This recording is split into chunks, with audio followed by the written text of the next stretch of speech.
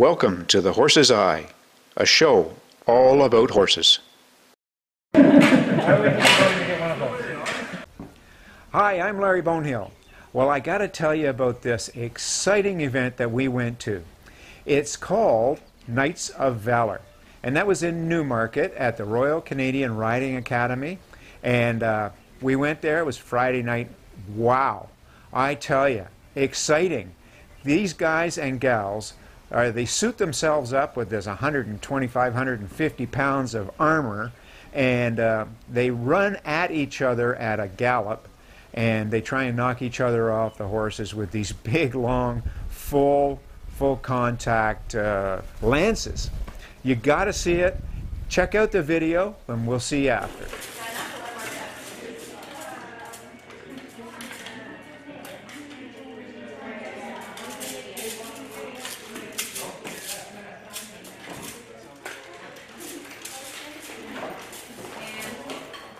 I'm with Shane Adams, and we are at Knights of Valour in Newmarket, Ontario.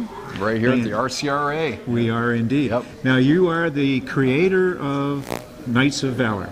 Yes, I'm the creator of the Knights of Valour. I've I guess I'm the one that's given the rebirth to the sport of jousting in today's modern age. Growing up on a horse farm in Canada as a little boy, you know, I rode my Arab everywhere I could, all the time, though I was a little cowboy, pretending I was a knight in shining armor. So it's pretty unique that here I am now at 44 years old, have been successful in the sport. I have a TV show on history called Full Metal Jousting, and it's neat to go back to my roots and realize that really I'm just a little boy living his childhood dream. So this is the ultimate extreme sport. Well, everybody who does an extreme sport says that their sport is the most extreme, but I don't think there's really any sport out there that can match a man and a horse working together as a team, charging against that same opposing force to meet in the middle and have that energy come straight into each other's chests. That to me is the most extreme equestrian sport in the world, and I think the only thing that could really top it is if cowboy mounted shooting actually shot each other. Can you tell me a little bit about the armor? Is it really authentic armor? Well, the armor that we actually have is authentically made. Of course, most of our armor, though, is actually made out of stainless steel. The armor back in that time was more of a mild steel, and it would rust. Well, from the cost of horses these days, there's no way I can afford a squire to polish my armor, so I had to go the extra expense, though saving money, and get the stainless steel, because therefore it doesn't rust. And trust me, when you get knocked off, I like to say sometimes fall off, but when you get knocked off your horse and you land in this dirt, you want to make sure you can hose your armor off afterwards, because blood really sticks to steel. Can you tell me about injuries? Like, you must have some injuries. Well, we have the same amount of injuries that the bull riders have, or anybody involved in any type of equestrian sport. Injuries come, injuries happen. Of course, with us, you're not really evading that hit. You're going in. Of course, in bull riding, you're riding the bull, but you don't want to be hit by the bull afterwards. In this sport, you're going to get hit by that bull every single time you go down that joust list. The good thing is, yes, we wear armor, and the armor does protect you. It does its job sometimes, but then there's other times when that armor, added to that force of impact, added to that speed of the horse, added to the fall off of that 19-hand Percheron or Shire that you're riding, you hit the ground and it hurts, regardless what armor or what protection you have.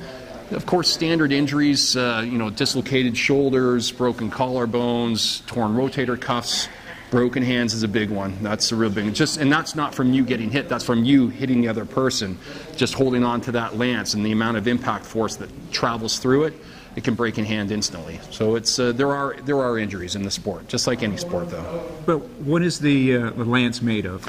Well, the lances that we use, they're not poplar, they're not balsa wood. These lances are 100% solid Douglas fir. It takes about 1,600 pounds of tensile strength to break a lance end to end. Tonight, here at the RCRA, there's going to be a lot of lances breaking, and hopefully a few nights too. Wow. Okay, well, we got a little bit of a break here, and I caught up with Jacqueline. And Jacqueline, you are a knight. I am. I'm the only female knight on the team. And which horse are you riding? I'll be riding Paladin today. How did you get into this? Spent my whole life learning how to stay on a horse. Next natural progression is learning how to stay on while someone's trying to knock you off. So what is your background in jumping or? I have a background in hunter, jumper, and a bit of dressage lately. Now, how many female knights are there in this? At the heavy full contact level that we do, there's a handful in North America. You do see more at some of the light armor competitions. What's a light armor competition? A light armor is not the full suit of armor like we have here, but a shield and a lance. Okay. So now, this thing weighs an awful lot. It does. My whole suit probably weighs about 85, 90 pounds. And that's small for these suits. Wow. And then you're on top of this great big horse with this huge lance. Yep. Have you had any injuries? I have had plenty of injuries. I have a big scar in my arm from the time the armor exploded. I've had several concussions, and it's a very tough sport. This is not a sport for the lighthearted, is it? Absolutely not. Yeah. No. So back in medieval times now, you wouldn't be doing this. Definitely not. And the horses are all huge. And so you're used to that with your previous history, right? Yes, it's actually, I think, my riding experience that's helped me so much in this sport because I don't have the size, I don't have the strength, I don't have the upper body development like the rest of the guys. So it's the riding that's really saved me. Well, we can't wait to see your performance tonight, so we're looking forward to seeing you go. Thanks very much, and good luck tonight. Can you tell me a little bit about the horses? You mentioned that you've got Percherons and Shires. We have Percherons, Shires, Clydesdales, Belgiums. Most of course, the draft horses are the horses that we use for jousting. When I first got started in the sport, I actually rode an old foundation quarter horse, and I had an Anglo-Arab. It's had a little paint, but the amount of force of impact as we started jousting for real transferred from your body to the horse was putting yourself and horse in danger of that horse toppling over, rolling on you after a hit.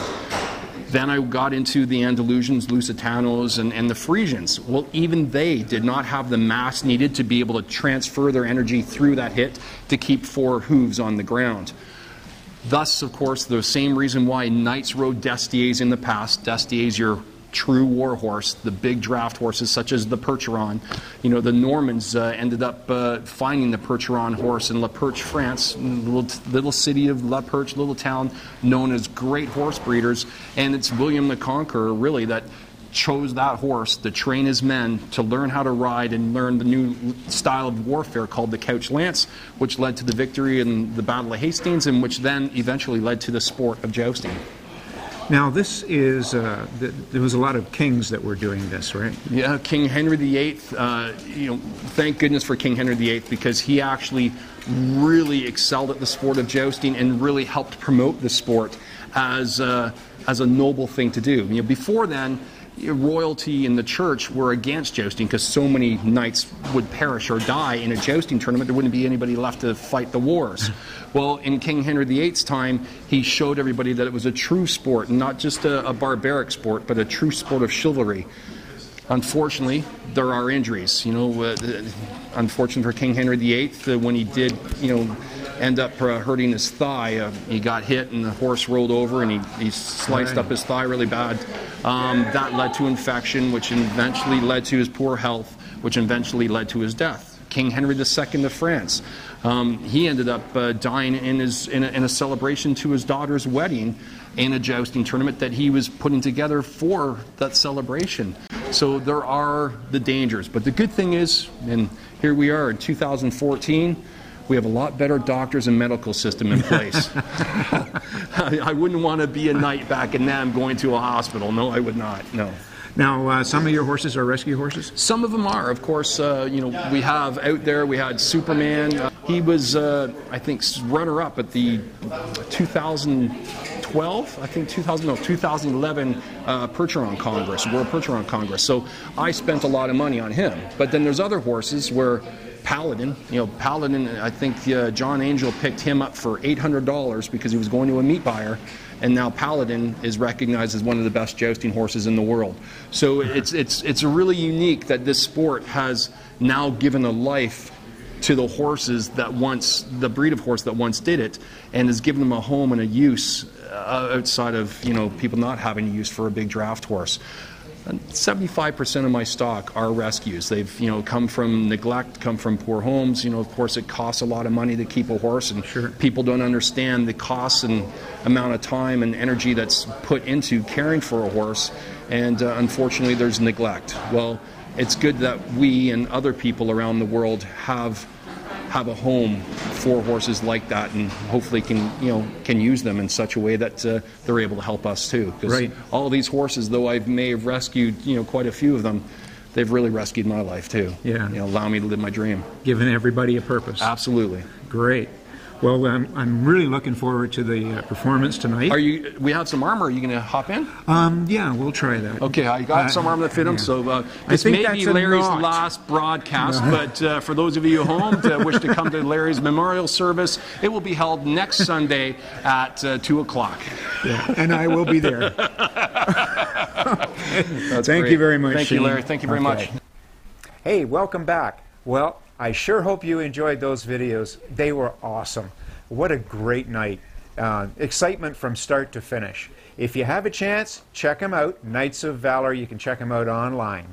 Well, that's all I have for this week, but next week I'm going to be reporting on the Horse Lovers Tour in Uxbridge, and also we have the Ontario Extreme Cowboy Association is also going to be at the Royal Canadian Riding Academy in Newmarket, and I'll be doing a little story on that as well. So anyways, enjoy yourself, ride hard, ride safe. I'm Larry Bonehill. This is The Horse's Eye.